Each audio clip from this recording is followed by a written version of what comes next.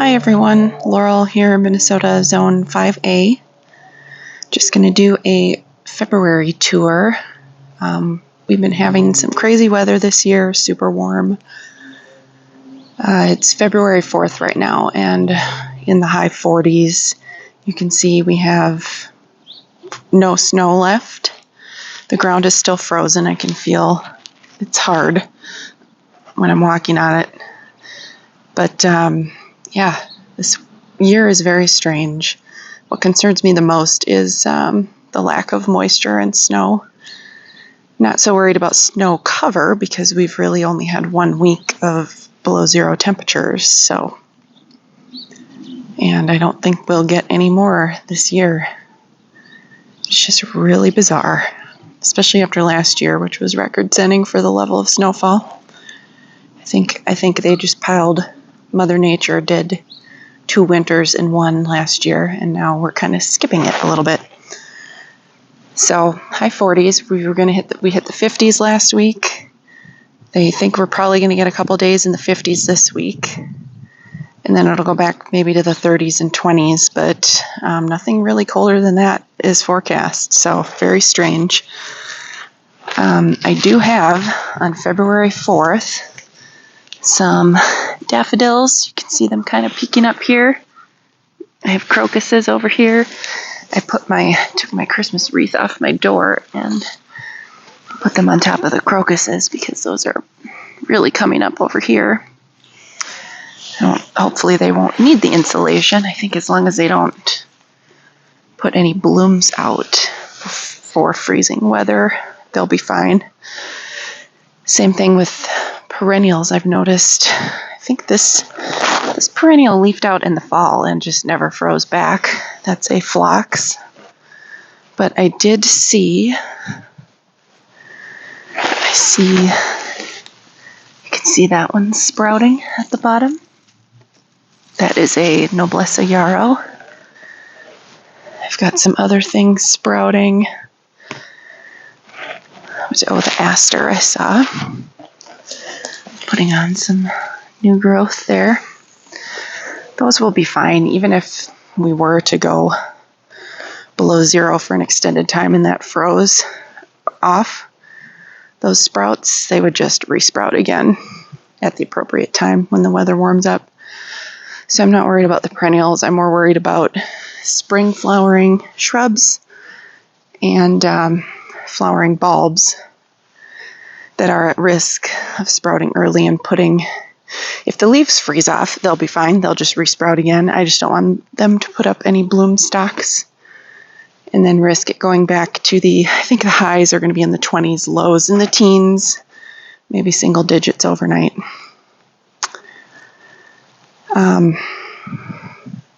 I've never been able to see this much of my garden in the winter because we always have snow cover.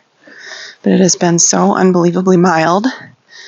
Last year was the first year. This is a rose, a shrub rose, a drift rose, peach drift, and it has been completely chomped on by rabbits. I mean, they've basically eaten it down to the ground. I didn't really think to cover that because last year was its first year in the ground and it was under the snow the entire year, so they couldn't get at it. Same thing over here. This is, it wasn't that big to begin with, because it was newly planted in the fall. That was a aronia, chokecherry, and chokecherry, and they have also eaten that away. But that's fine. It would need to be pruned anyways. I also have daffodils coming up over here. I did we only had about 3 inches of snow when we got that week in the negatives, but I had over my newly planted things, I was able to pile a bunch of leaves. So they should be okay. Where did I see? Oh yeah, I see the daffodil blooms coming up. Leaves, I should say, coming up over here. So just kind of a freak year. Feels really nice though, although it's kind of a bummer. When you live in a winter climate that's normally really snowy, there's tons of activities all winter long. A lot of outdoor activities that are just canceled right now. So I would rather have some snow. It's also bad for businesses that rely on snow, or snow removal, rather, for their winter business. They have had absolutely nothing this year. I think the biggest snowfall we got was 3 inches. So while it feels nice, I do wish we had a little bit more of a regular winter, or even one large snowfall. I don't know if we're even going to get a big snowfall. Looking at the long range forecast, I guess we'll see. This, I don't know if this, I think this budded, that's an ornamental oregano, drops of Jupiter. I think that is sort of semi-evergreen at the base though. Hydrangea blooms are still standing. Normally those get totally weighed down by snow and are kind of blowing around the yard. But not this year. Same thing with the grasses. The grasses are all upright still. Amazing.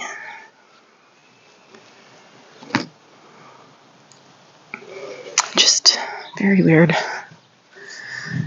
I know the voles have made a nest out of this bag of leaves here. But I'll be putting that on the garden in the true spring, even though it feels like spring right now. No sprouts from my garlic, so that's good. I don't want that to sprout.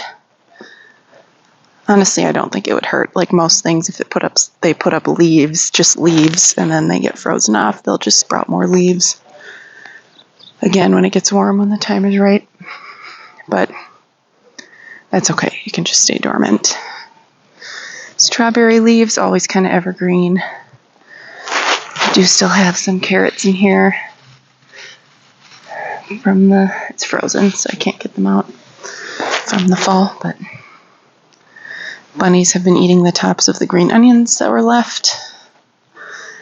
They usually chew on the sedum too. Hopefully they leave my shrubs alone now that what little snow we had is gone and they have their choice of what to eat.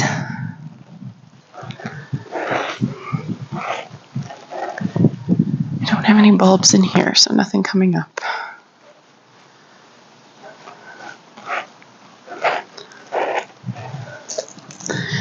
My perennials in the garage are doing good. They're still dormant. I just gave them a little trickle of water this week? Recently. Just a teeny little trickle, nothing much. I do have back here, these are bachelor buttons, those leaves on the ground there. They self-seed kind of randomly, but in a nice way, not invasively. And then those will sprout later in the spring. And I have snapdragons back here, which it's been so warm, they're already sprouting new growth from the base. A lot of times they're not supposed to be hardy in my climate, but this area, the sedum is sprouting too. You can see that coming up in the middle there. This area here is so sheltered that a lot of times things that are not technically hardy here have survived to the spring. What is this? That's sedum too. That's coming up. Again, not concerned. Even if those first sprouts get frozen off, the plant will just kind of go back into dormant mode and wait until it warms up again to sprout more fresh growth. Saconacloa is also still standing, instead of getting kind of plastered down from heavy snowfall. Got some, these are evergreen, this ground cover I'm trying to establish back here. This is an annual, that is a Tithonia carcass that I just left.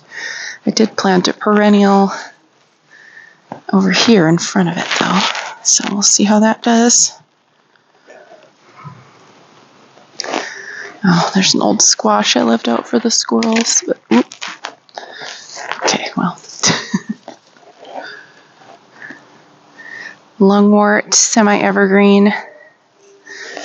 Normally when they are buried under the snow, their leaves stay greener, like this one over here.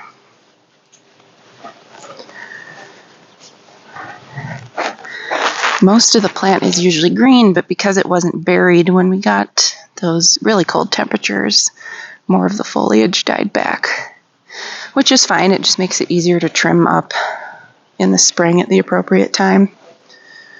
I don't trim anything until it's kind of getting ready for it to come out of dormancy for good, though. So I'm not going to do anything with this. That way, when it does get chilly, if it does go down again in temperature, it'll have still the crown of the plant will be protected. So just planted some things over here in the fall. The Bobo hydrangeas. This one lost most of its blooms. We'll see, these are transplants, so the panicle hydrangeas I cut them back really hard anyways. This was a new one that I bought. Those two were transplanted. This one was a newly bought one, so I had a grouping of 3. But these stems are real skinny, so these are going to get cut way back so that it can form some stronger stems and some branches. What is that? Oh, it's a squirrel running up the tree. I'm curious with this mild winter. This is an annual salvia. That's what's left here. Probably won't resprout, but I decided not to pull it up just out of curiosity. Sometimes annual salvia survives if we have a mild year. And the honeysuckle vine. Looks cool. It kind of reminds me of like the secret garden. It's like tangled web of branches. And it's really beautiful when it leaves out. There are wild turkeys all over the Twin Cities. And the other day I came home from work and there was a big old turkey looking for seeds under the bird feeders there hanging from the garage. And I kind of stood on the porch and watched it. And it walked around the honeysuckle and ate all the berries that it could reach off of the ends of the branches. These little berries. I was reading about them. They're not good for humans, but birds like them, but they're not particularly nutritious. They're just kind of a sugar bomb, kind of empty calories for birds in the winter. Excuse me. But, I don't know, turkeys seemed to enjoy it. And then it flew up onto the roof of the garage.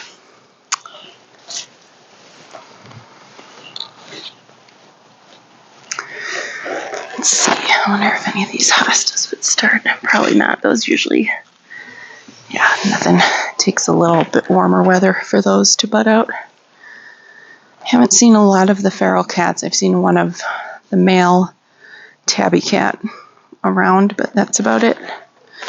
So we'll see who comes back. Maybe they're around though. It's obviously in the winter. I'm not out in the yard as much to see them. Lamb's ear. I do let this one bloom in the spring. I like the blooms. And the bumblebees love the lamb's ear blooms. I'll just kind of trim it to keep it in check size-wise. Got little lady's mantle kind of started coming up here. Not too much action over here. There's the red twig dogwood. Garden glow. I'll give that a really hard cut back this year. Especially all those old branches. I'll probably cut those pretty much down to the ground. 9 bark. All right, that's pretty much it. Here, I'll show you the snow that we have left on the ground.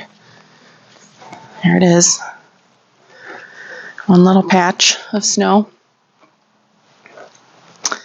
There is a little spot up front that is shaded by both the house and a shrub that has a little more snow, but that's it. I think after this week, when it drops down to the 20s, we might get some more snow.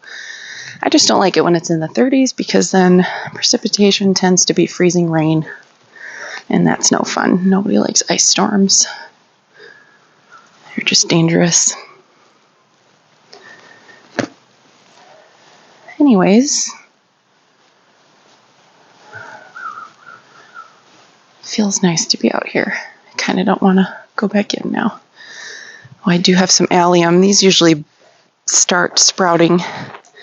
These are a drumstick allium down here. Bulb allium. They start sprouting. You can see the bunnies have been eating at these too. So they must have been hungry because I think they usually don't like things in the allium family.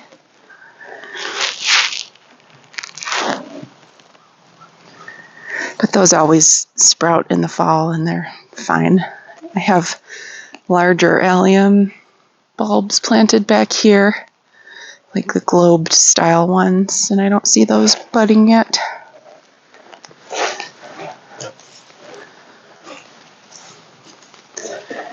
And this is all empty because I plant annuals here. And then this is all my vegetable garden space. So I took out more of the planters. I'll be planting either in the ground or in these grow bags. These grow bags work really, really well for both peppers and shallots. I'm assuming they would work for onions as well. However, obviously you can't plant as many onions as you can shallots. These are 10-gallon grow bags. I think I got a set of 10 of them off of Amazon a couple years ago.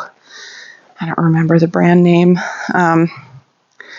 But I tried to find ones. A lot of times they're taller and skinnier. Like this one is also a 10-gallon grow bag. And that one's really nice quality. I got that on clearance at a garden center. You can see it's way taller than the other 10-gallon ones. And a little bit skinnier. So I like the ones. I was purposefully looked for ones that were shorter and wider to have more surface area. Because shallots don't have deep roots. They don't need all that space. They need more lateral space rather than vertical space. So, and that's not mold. I saw a lot of reviews on Amazon saying these bags get moldy. It's not mold, it's algae type growth. Doesn't hurt anything at all. Actually, I think it makes them look nicer. They look more like pots instead of black fabric. So, anyway. Just my 2 cents. All right. Maybe I'll trim back some of those plants that I have inside just to be out here a little bit more. It's so pleasant. Feels like March. I'd feel better if this were a nice day in March and we had gotten a little more normal snowfall in February. Feel a little bit better about the trees because now they've had several years of drought, which is no good. But what can you do? Can't control the weather. Just have to go with the flow.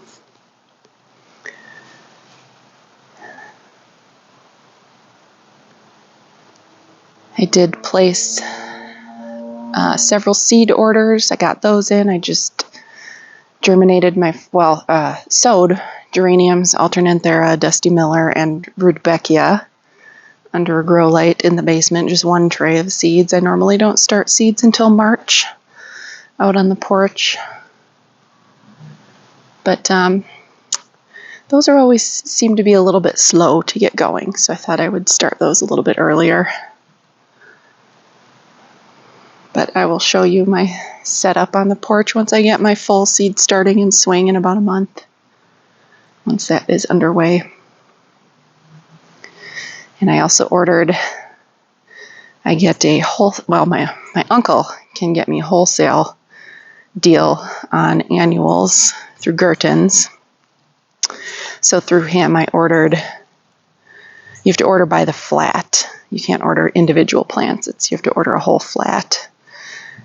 So I ordered, I think it was 7 flats of annuals that are come in either 10 or 12 pots in each flat. And then I got some bigger items like 6-inch pots. I got 3 cordyline, that's 1 flat. And then I got a mandevilla vine as well, mandevilla. So looking forward to that. Those will be delivered in May around our last frost date. Although I think our last frost date now has moved up. It used to be May 10th under zone 4B. But I think now that we've changed to 5A, it's earlier, maybe by May 5th, theoretically, is our last frost date. Well, last frost date just means you have a 50-50 chance of getting a frost after that date. And your chances decrease of having frost as each day goes on. So obviously you can't take that as guaranteed no more frost because you still have a 50-50 chance. But right around then is when I start really collecting annuals, and I'm lucky that I have that porch on the back of the house. Just like with my seeds starting, it's especially later in the year when the sun is higher.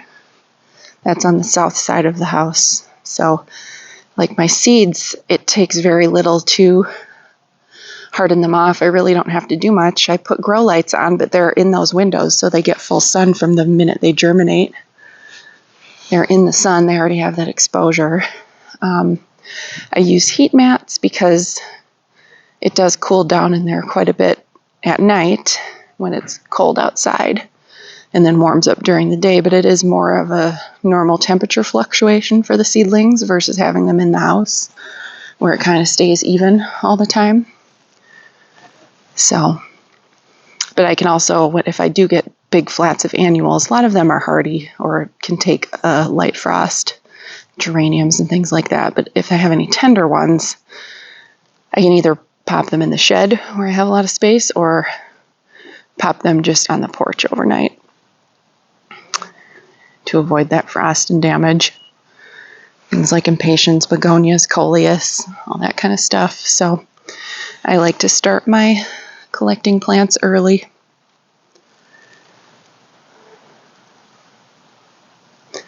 And you're just so anxious once spring comes. All those beautiful things come to the garden center. Oh, I can hear that grass rustling. It's very nice. Well, I guess that is it. Thank you so much for watching. Have a great day, and please subscribe.